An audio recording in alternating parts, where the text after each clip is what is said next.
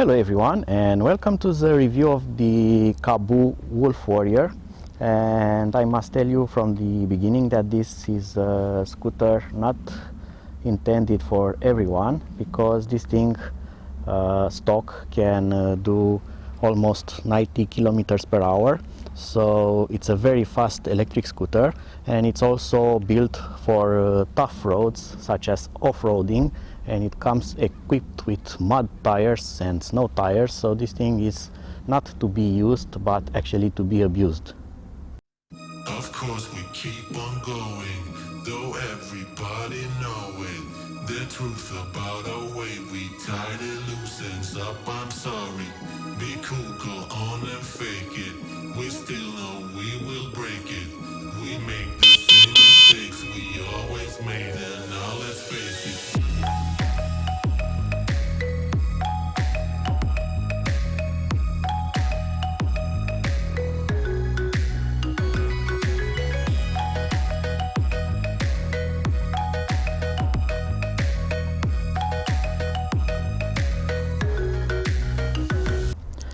To get to that speed, the scooter is powered by two motors, a front motor and a rear motor, and the total combined output power is 5,400 watts, and they provide a very large amount of torque. And the scooter, it's highly customizable. You can set the start-up torque, you can adjust in several steps the power of the motors, and you can limit the speed. You can even change some settings on the fly, such as turbo and eco mode, and those are going to reprogram on the fly the controllers so that the scooter will behave differently while you drive it.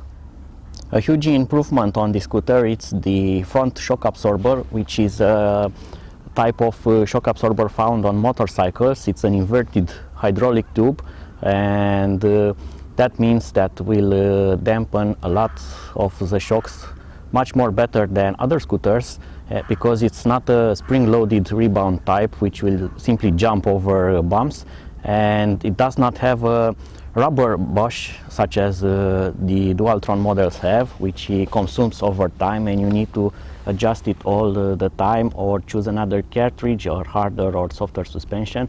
The bad thing about this is that it's not adjustable. You don't have here adjustment screws for the suspension stiffness, but as stock as it is, it's a rather good suspension. It's not very soft but neither very hard. It's just good enough so you can use this both in off-road and on-road situations.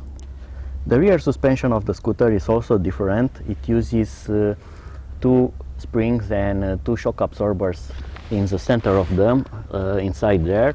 They are not adjustable, but they are rather well tuned as the front shock absorber, so it's kind of an intermediate suspension, not very hard nor very soft.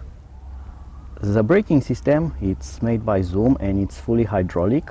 It has hydraulics on the front and also on the back, so they are both the same, and they use 160 millimeters disc. But this is only the conventional braking system, because this scooter has several types of braking, and that includes electric motor braking, and also it has another mode for that, and it has electronic active ABS braking, which it's very complicated to implement on such scooter, and that actually controls the rotation of the motor and pulses the motor rotation to break loose. In case you brake too hard and try to lock the wheel, it will unlock the wheel by actually forcing the motor to still rotate and preventing you from getting into a crash because losing control while doing a very hard stop.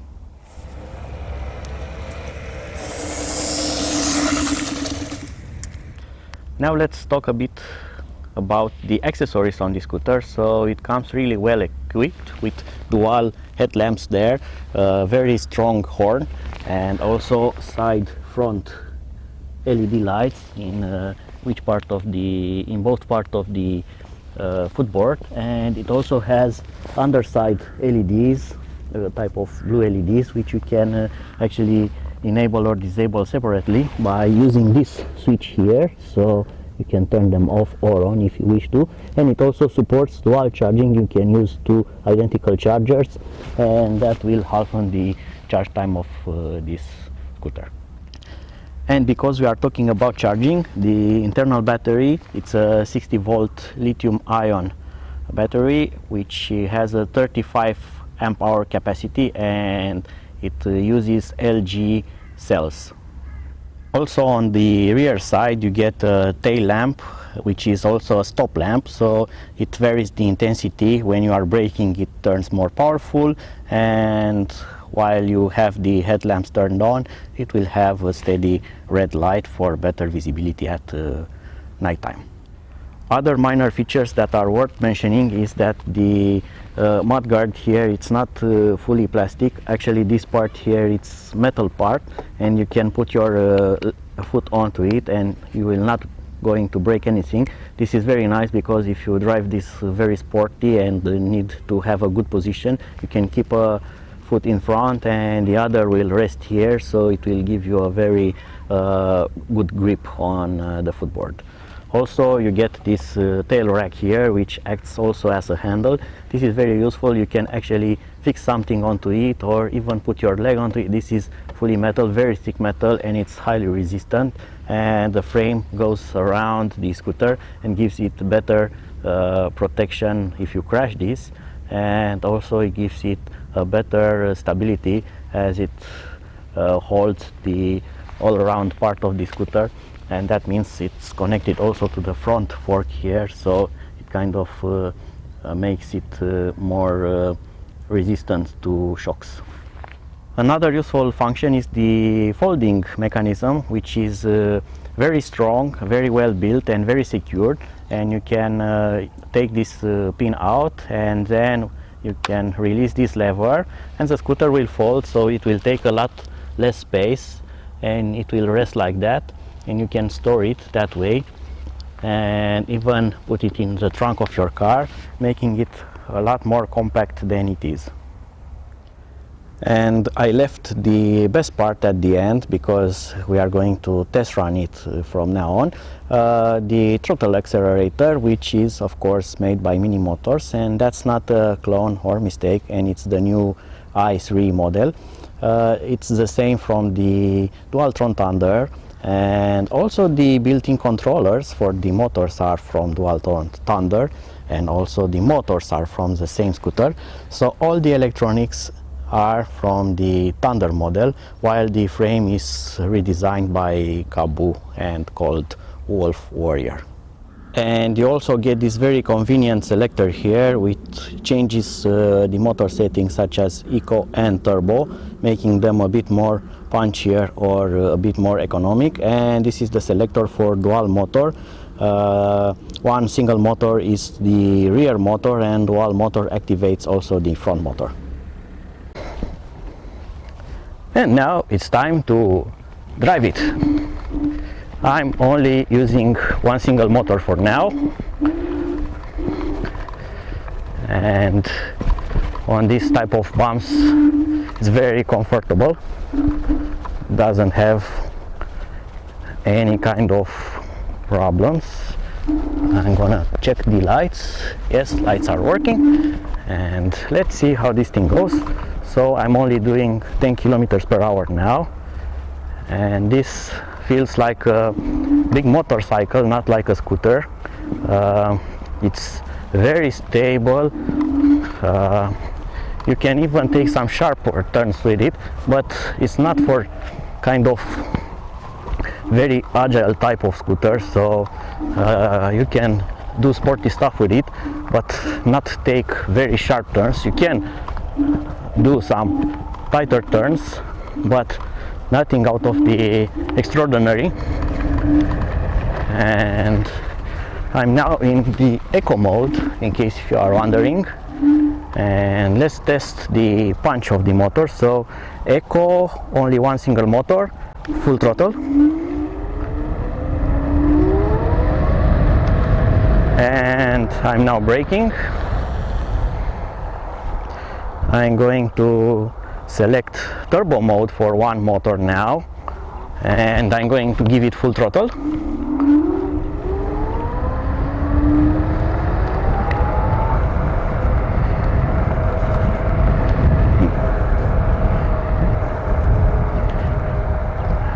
Not a very big difference,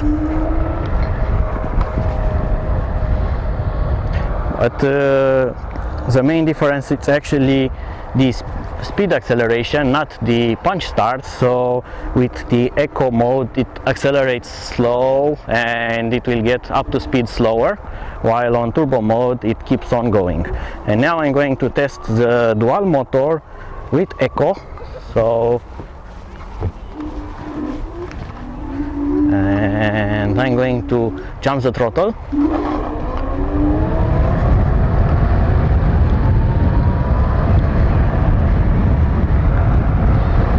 So it has a punchy start, but nothing out of the extraordinary.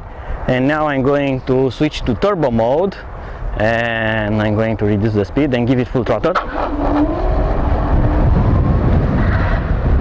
Alright, so that is a lot more faster and it has a lot of kick into it.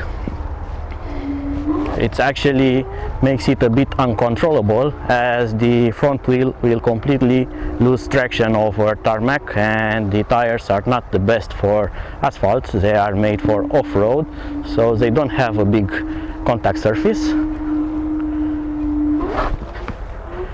And you really must take care with the acceleration, as I'm only doing 10 kilometers per hour, but this thing will simply lose traction and will do wheelies.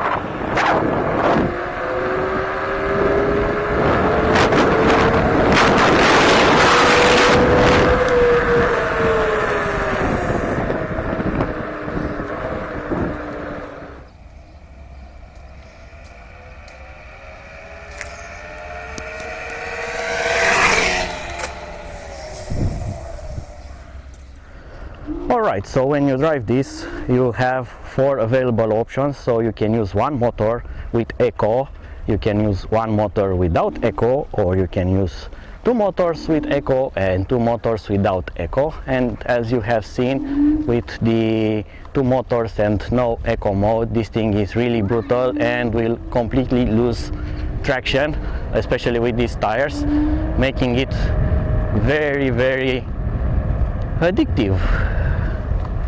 The brakes work really nice, really nice, even though they are hydraulic and very easy to squeeze. They are having a kind of progressibility in them, and you can brake very gently. You can modulate the braking power, so you don't face the issues such as blocking the wheels by mistake and taking a crash because of that. And that is very nice. So brakes work exceptionally well, and I have also enabled the electric braking system, and that thing will reduce the speed by the motors. I don't know if it's regenerative, if it puts power back into the battery or not, but the battery is now full and the brake will not work very good until you use some of the battery. So that probably means that it will regenerate some of the energy, lost energy, and being a full battery, it doesn't have where to store that, so it will not brake electrically.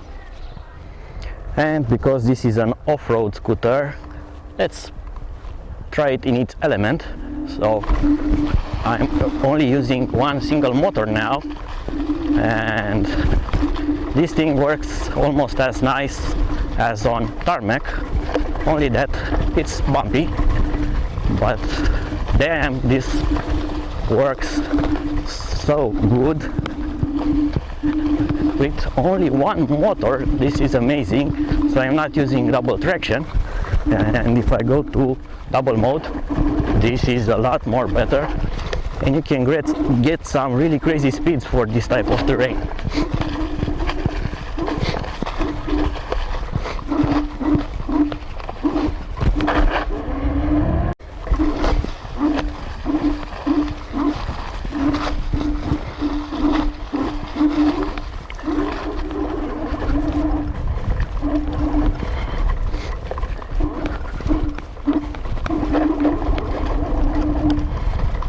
So this was just a glimpse of what this scooter can do. It's actually hard to tell how it feels and runs while you are on it. You actually need to test this to get the feeling that I have had with it. So this thing is really amazing. It accelerates extremely fast. It gets up to enormous speeds and just in a glimpse. So it's highly addictive, and I hope that I will be able to ride this more and do more videos about it. And before ending my review, as usual, I'm also going to tell you the negative parts. So there are a few things, but only a few things. For example, the front fender here, the Mudguard, has only one single screw in there, and that one has a very small head, and if you hit this, you can actually pop it out and lose it and break it. So I have added a metal washer, a large metal washer that holds the plastic over a larger surface, so it gives it more strength, and I was able to actually tighten it very good, so this will not wobble and it will not go away. So that was kind of fixed, but just a washer, a tiny washer. And the same problem was with the nice headlamps here. They didn't have a washer here, and from the vibrations and the small screw head, the assembly here will start to lose its position and wobble and then get very loose. So even if you have tightened the screw up, a lot of times it will simply wobble and go away. So added another washer here, so that was fixed. Another thing that I don't like very much is the rear suspension, because it's not protected by anything, so all the mud and the dirt will go into those springs and those shock absorbers, and that's not going to be very good for their lifespan. So you regularly will need to clean those parts up and grease them or something like that. And the neutral thing here, it's a thing that I like for its convenience, but I don't know how much it will last. So this anti-slip silicone padding, it's only fixed and glued on the middle, and that lets you access the screws that hold the plate down, so you don't have to take this off and use another one. You simply have access all around the screws, so you can check the battery, check the controllers, do service, do repairs on that very easy without wiping it off. So that's a nice part, but I hope that being only fixed on the middle will not be an issue, and it will not come off easily. So that was it for now. I hope that you have enjoyed this first review of the Wolf, and I will add some other videos hopefully soon. Until then, see you and bye bye.